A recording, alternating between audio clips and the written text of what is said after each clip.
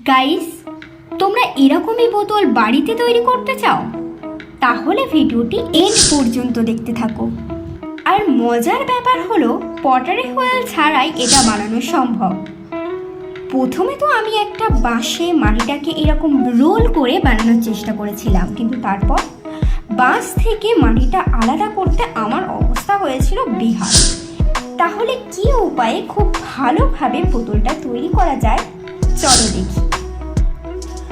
প্রথমে একটা প্লাস্টিকে কিছুটা মাটি নিয়ে আর একটা প্লাস্টিক দিয়ে ঢেকে একটা বেলনা দিয়ে মাটিটাকে সমান লেয়ারে বেলে নেব।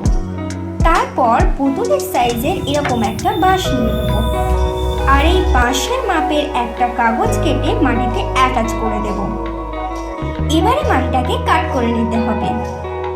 তারপর মাটিটাকে বাঁশের গায়ে এরকম রোল করে নেব প্লাস্টিক শুদ্ধ।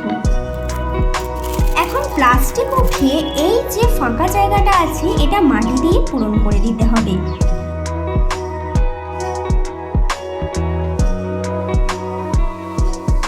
এবারে তোমরা দেখো কত সহজেই বাঁশ থেকে মাটিটা আলাদা হয়ে যাবে। এবারে 4-5 ঘন্টা রেখে দিতে হবে একটু শক্ত হওয়ার জন্য, না হলে সঙ্গে সঙ্গে পড়তে গেলে এরকম অবস্থা হবে। 4-5 ঘন্টা পর এই শেপটাকে বোতলের শেপে নিয়ে আসতে হবে। তাহলে কিভাবে বোতলের শেপে কনভার্ট করা যায় তোমরা দেখতে থাকো।